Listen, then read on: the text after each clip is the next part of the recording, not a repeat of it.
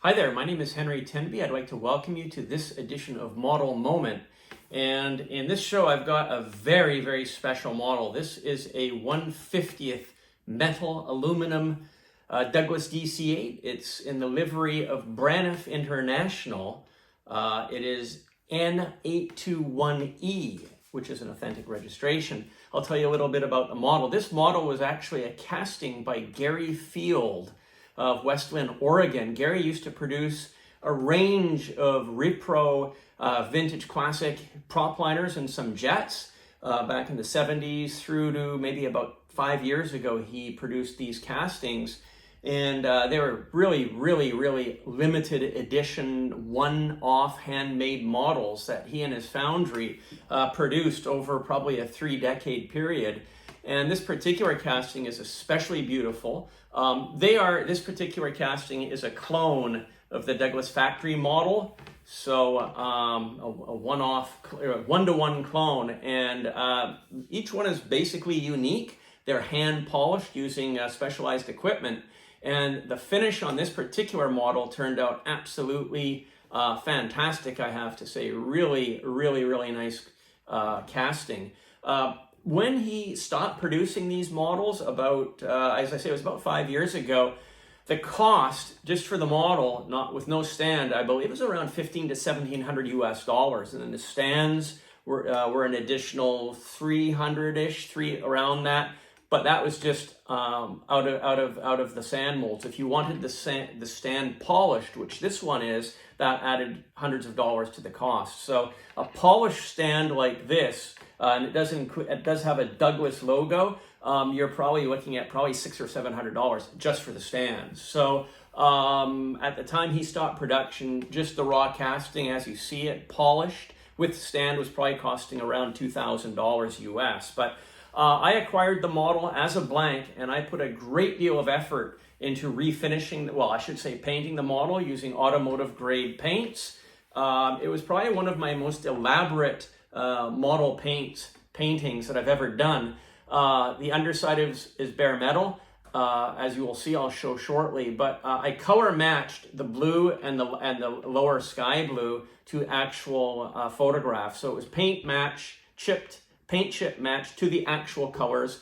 I had the decals custom made, which was a very laborious and difficult affair. There's very few people now who can produce custom decals like this. Very hard to come by and very costly.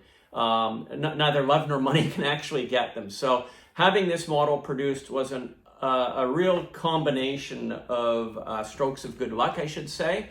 But the ultimate result was absolutely fantastic. The cockpit windows are original Douglas factory decals, and the way I painted the model was quite specialized and unique. The whole model had to be it was masked. The fuselage underside was masked because that's bare metal.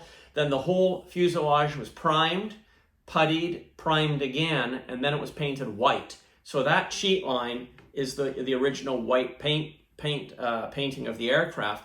Then I masked, I speed tape the white line there, and then I painted the lower section, and then had to mask off the top. Then I masked off the bottom, painted the top, and then we had to put the decals on and do clear coat. So it was a very time-consuming effort.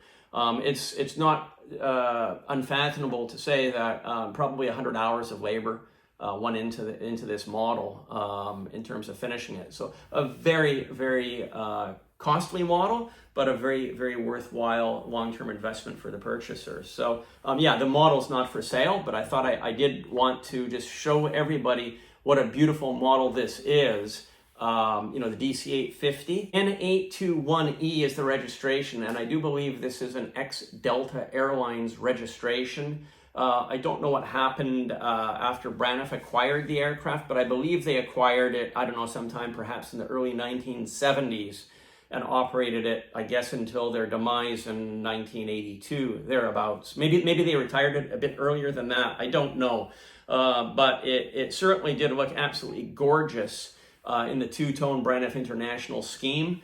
As I say, I believe this is probably the nicest of my models that I've refinished, certainly the DC-8s. It's an absolute beautiful, beautiful museum grade model. The polishing job, the guy in the foundry who did the polishing work did an absolutely stunning job. Not often do they turn out as absolutely pristine and beautiful as this, but it certainly is a beautiful model. If you have any models like this that you'd like to sell or trade, don't hesitate to send me an email. My email's in the video below, but definitely look forward to seeing your comments in the video. If you are a Braniff fan and you flew on this aircraft, wow, wouldn't that be a special thing to have this model in your collection? Hi there, my name is Henry Tenby.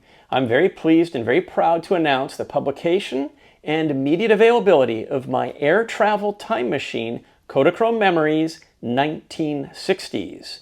This is a 2-volume book set. It features 550 pages, 570 images, and it is a look back, a time machine look back at what air travel was like during the very exciting decade of the 1960s. These are random traveler Kodachrome images that were taken by passengers as they were traveling. I've passionately collected these images over the past 30 years. They depict air travel and what the experience of air travel was like during this very exciting period. These aren't just boring static pictures of airplanes like the types that have appeared in aviation books by the hundreds if not thousands over the past many decades.